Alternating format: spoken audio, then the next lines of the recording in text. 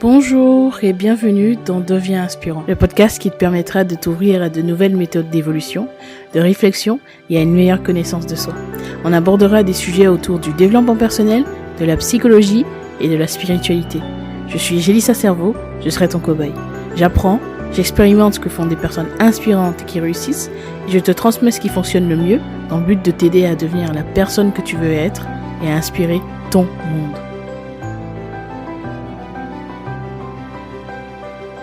Bienvenue dans ce nouvel épisode. Aujourd'hui, on va discuter de la motivation. Je vais te parler de ma perception de la motivation et quels sont les dangers en fait de consommer trop de contenu sur la motivation. Dans un premier temps, on va parler des vidéos de motivation plus particulièrement. Pour être honnête, je pense que les vidéos de motivation, certes, elles peuvent être inspirantes et nous donner de la motivation pour atteindre nos objectifs, mais c'est important de ne pas tomber dans l'excès, de ne pas les écouter en fait en excès, de ne pas tomber dans ce piège. Il faut vraiment prendre en compte le fait que lorsque tu en consommes régulièrement, finalement, tu peux te retrouver dans une situation où tu es dans un certain confort. Confort qui n'est pas forcément une bonne chose parce que tu stagnes souvent dans ces moments-là.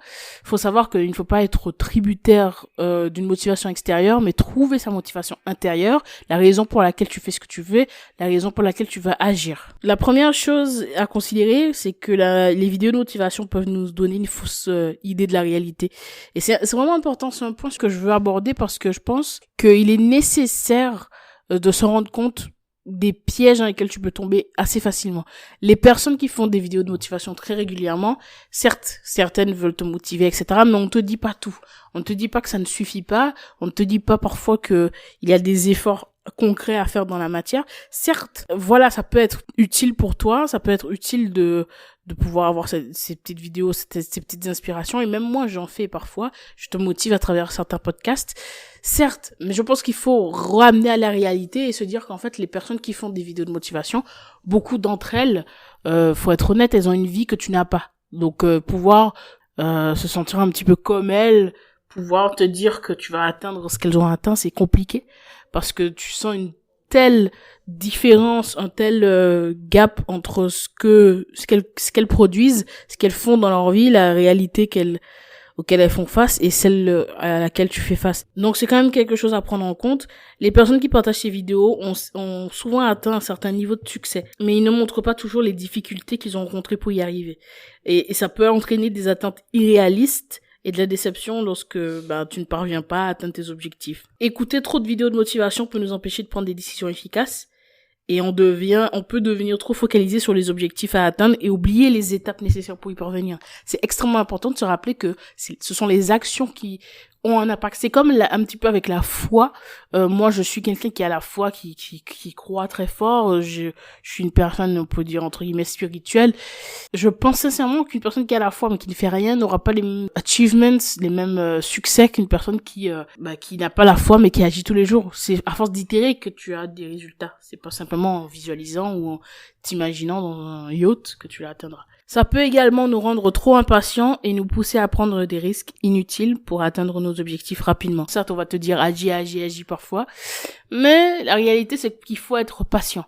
Les plus gros objectifs prendront du temps. Certains même se feront sur plusieurs années. Certains arriveront au bout de plusieurs années. Certes, tu seras motivé sur l'instant, tu voudras tout faire, mais il y a des choses qui mettent du temps, il y a des choses pour lesquelles tu devrais être patient. Ça sert à rien d'être à fond pendant un mois et tout lâcher le reste de l'année en fait. Il faut être constant. Il est également important de se rappeler que les vidéos de motivation ne peuvent pas remplacer le travail acharné et la persévérance. Il est facile de se sentir inspiré après avoir regardé une vidéo, mais cela ne signifie pas que nous allons automatiquement réussir. Il est important de se rappeler que le succès prend du temps et de l'effort. Il est important aussi de se rappeler que chacun a des objectifs et des aspirations différentes. Les vidéos de motivation peuvent être inspirantes, mais elles sont pas nécessairement applicables à notre propre vie. C'est-à-dire, typiquement, le mec qui va te dire réveille-toi à 5 heures et fais ci, fais ça, alors que vous n'avez pas le même niveau de succès. Donc certes, il y a des choses que tu peux prendre, mais il faut faire preuve de discernement et te rendre compte que certaines habitudes sont pas bonnes pour toi pour l'instant. Ça sert à rien, il faut se focaliser sur l'essentiel. Et ton essentiel n'est pas celui de l'autre. Il est important de réfléchir à nos propres objectifs et aspirations, et donc de trouver des moyens de les atteindre qui fonctionnent pour nous, pas qui fonctionnent pour le voisin. Parce que des choses fonctionneront pour ces personnes-là, mais ne fonctionneront pas pour toi.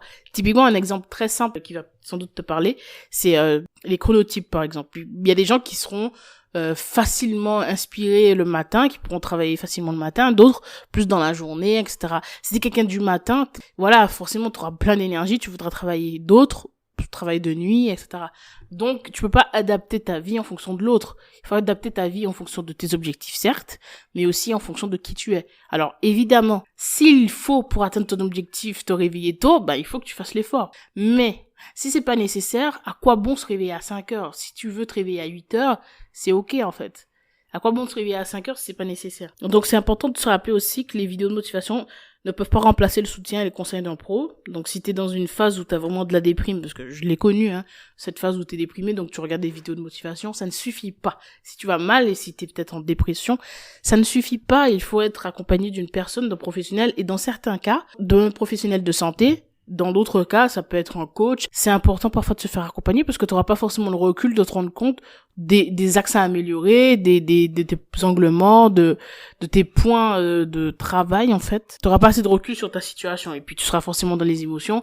Qui dit émotion dit perceptions qui peuvent être erronées aussi. Si tu luttes donc pour atteindre tes objectifs, ça peut être utile de te faire accompagner et de mettre en place un plan d'action et d'avoir des conseils justement personnalisés en fonction de tes objectifs. Toujours le côté personnalisé, il faut toujours se rappeler de ça. Tu peux pas juste te contenter de regarder des choses des généralistes qui concernent 1 million de personnes. Non, tu es toi. Donc forcément, t'as besoin de conseils qui sont adaptés à ta propre situation. Donc, il ne faut surtout pas tomber dans le piège de croire que les vidéos peuvent résoudre tous tes problèmes. Et il est important de travailler sur ton propre développement personnel et prendre des mesures concrètes pour atteindre tes objectifs. Les vidéos de motivation peuvent être un outil utile, mais elles ne doivent pas être notre seule source d'inspiration et de motivation. Si la motivation ne suffit pas, dans ce cas-là, qu'est-ce qu'il faut? Pour moi, c'est la volonté. J'en ai déjà parlé. C'est vrai que ça ne suffit pas, en fait, la motivation. Donc, il faut développer donc la volonté. La volonté, c'est la capacité de prendre des décisions, de fixer des objectifs et de s'y tenir. C'est cette force mentale qui nous permet de surmonter des obstacles et de réaliser nos rêves. La volonté est ce qui nous donne la détermination de continuer à avancer, même lorsque le manque de motivation se fait ressentir. Lorsque la motivation s'en va, la volonté, elle reste et c'est elle qui nous permet d'aller jusqu'au bout. T'es pas obligé d'être motivé tous les jours, en réalité. Mais avoir de la volonté te permettra de tenir sur la durée. Donc pour la développer, il faut fixer des objectifs clairs et mesurables. Ça aide à se concentrer sur ce qu'on veut réaliser et à évaluer évidemment le progrès. 2, se donner des récompenses, ça permet de se motiver en te récompensant pour les objectifs atteints et puis forcément ça te donne envie d'aller jusqu'au bout. C'est un peu typiquement le cas d'un cheat meal lorsque tu es en diète. Ça te donne envie de continuer ta diète toute la semaine juste pour pouvoir avoir droit à ça le week-end par exemple. 3, se mettre des défis régulièrement.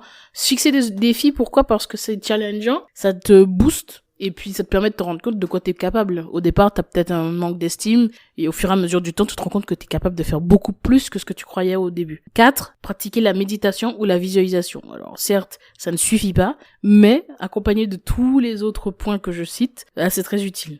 5, pratiquer l'autodiscipline, donc se mettre des tâches difficiles, en tout cas challengeantes, un petit peu inconfortables, mais qui sont nécessaires pour atteindre tes objectifs. 6, se fixer des limites, évidemment. Il ne faut pas être dans l'excès, dans quoi que ce soit. Te fixer des limites dans ce que tu fais, dans ce que tu entreprends. 7, s'entourer de personnes positives et inspirantes. Ça permet de pouvoir s'inspirer des autres et de se soutenir mutuellement dans la réalisation de nos objectifs. Donc c'est important d'avoir des amis, des alliés comme ça qui seront là pour toi, pour t'épauler, pour te soutenir, pour te motiver aussi et vice versa. Évidemment, tu seras là aussi pour eux dans ce cas. Et 8e point, se rappeler que la volonté est comme un muscle, finalement, elle s'améliore avec la pratique, donc il est important de persévérer. C'est ok si t'as raté un jour, c'est ok si t'es un peu moins motivé en ce moment, c'est ok si t'es peut-être moins discipliné, c'est ok, t'es pas condamné à être comme ça. Tu peux juste avoir cette petite phase down, mais après, à la suite, à force d'itérer, à force de te comprendre, de te connaître et de mettre des mots sur tes vrais véritables désirs profonds, tu arriveras développer cette volonté et tu pourras donc atteindre tes objectifs grâce à ça. C'est ça le message principal, que voilà, la motivation ça suffit pas et que la volonté est un atout incroyable, c'est un atout précieux. Il est important de noter que renforcer sa volonté n'est pas quelque chose qui se fait du jour au lendemain, ok? C'est un processus continu qui demande de la pratique, de la persévérance. La volonté ne signifie pas devenir insensible aux émotions ou à la douleur, mais plutôt de continuer à avancer malgré ces obstacles. C'est un petit peu, pour moi, lié au courage aussi, j'en ai déjà parlé. Le courage, c'est la capacité à pouvoir agir même lorsqu'on a peur. Le courage, c'est pas ne plus avoir peur, c'est de pouvoir agir même lorsqu'il y a de la peur. Donc la volonté, c'est pas le fait de ne plus rien ressentir et de foncer tête baissée, non. C'est de pouvoir se rendre compte de l'inconfort, se rendre compte de la difficulté, mais d'y aller et de se donner à fond dans ce qu'on fait. C'est pas important d'être parfait, ce qui est important, c'est de continuer à faire. Fait est mieux que parfait. Et donc, en conclusion, la volonté est un atout précieux pour réaliser nos rêves et surmonter les obstacles. Il est important de la cultiver, donc en fixant des objectifs clairs et mesurables, en se donnant des récompenses, en se mettant régulièrement des défis pour la développer et en prenant en compte le fait que tes émotions sont bel et bien légitimes et que c'est ok si tu ressens tout ça. Donc voilà, j'espère que ça t'a parlé, j'espère que ça t'a plu, j'espère que ça sera utile surtout pour toi, et prends donc en compte que la motivation c'est du bullshit.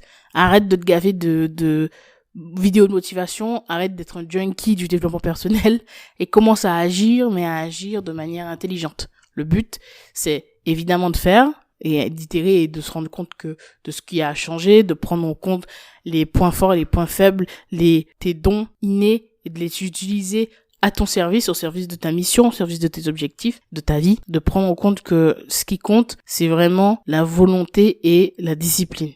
J'espère que cet épisode t'a plu. Si c'est le cas, n'hésite pas à le partager et à me mettre 5 étoiles sur Apple Podcast, sur Spotify, en fonction de la plateforme que tu utilises. Et puis on se retrouve très vite dans un nouvel épisode. Devenons inspirants ensemble.